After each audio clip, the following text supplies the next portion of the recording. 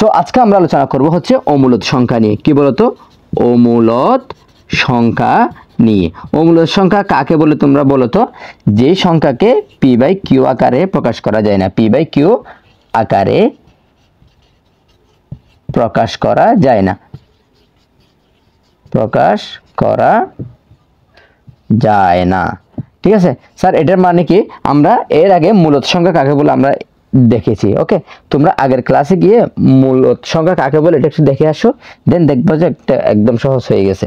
So যেটাকে P by Q আকারে প্রকাশ করা যায় না, স্যার এরকম কি কি সংখ্যা আছে বলো তো? √2। আবার √2 কে যদি তুমি পি বাই কিউ আকারে প্রকাশ করো তাহলে এরকম হইতে আসবে 1.414213 এরকম সামথিং একটা মান আসবে। ওকে, এভাবে √7 কে তুমি প্রকাশ করতে পারবে না, অর্থাৎ পি বাই কিউ আকারে ভগ্নাংশ আকারে প্রকাশ করতে পারবে না। সেজন্য এটা হবে কি? মূলত সংখ্যা হবে না। মূলত সংখ্যা হবে না, তার মানে এটা কি হবে?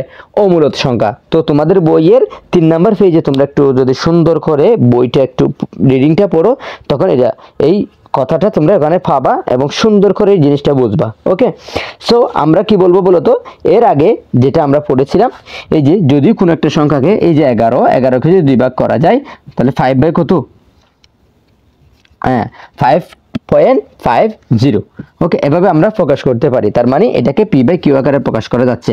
তবে এই যে √2, এটাকে আমরা পি বাই কিউ আকারে প্রকাশ করে এই মানটা, অর্থাৎ কোনোভাবে পি বাই কিউ আকারে প্রকাশ করে, অর্থাৎ এভাবে কোনো একটা সংখ্যার নিচে দিয়ে ভাগ করে এই মানটা আমরা বের করতে পারবো না। তার মানে এটাকে পি বাই কিউ আকারে লেখা যাবে না।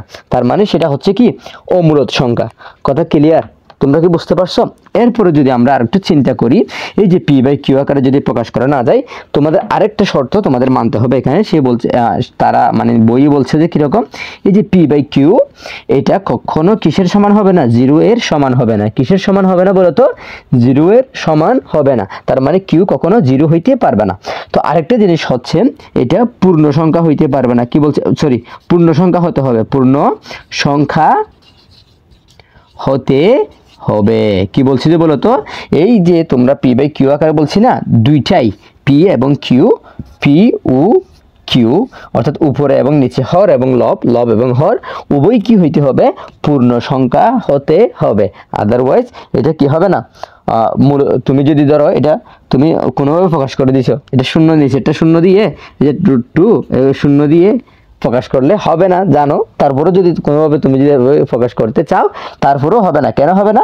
আমাদের এখানে বলছে কি, এই যে পি এবং কিউ উভয়টা কি হইতে হবে? পূর্ণ সংখ্যা হইতে হবে। তো পূর্ণ সংখ্যা অথবা ইন্টিজার আমরা কাকে বলি? শূন্য সহ সকল ধনাত্মক এবং ঋণাত্মক সংখ্যাকে আমরা কি বলি? পূর্ণ সংখ্যা বলি। তো আমরা অমূলত সংখ্যা কাকে বলে এটা হয়তো আশা করি বুঝতে পারছি। যদি কোনো ডাউট থাকে তাহলে তোমাদের এই যে যেখান থেকে দেখতেছো ওখানে কমেন্ট বক্সে জানাই দাও, স্যার আমি এখান থেকে এই লাইনটা বুঝি নাই, তাহলে আমি তোমাকে বোঝার জন্য কিভাবে বুঝতে হবে আমি সাহায্য করতে পারি কিনা দেখবো ইনশাআল্লাহ।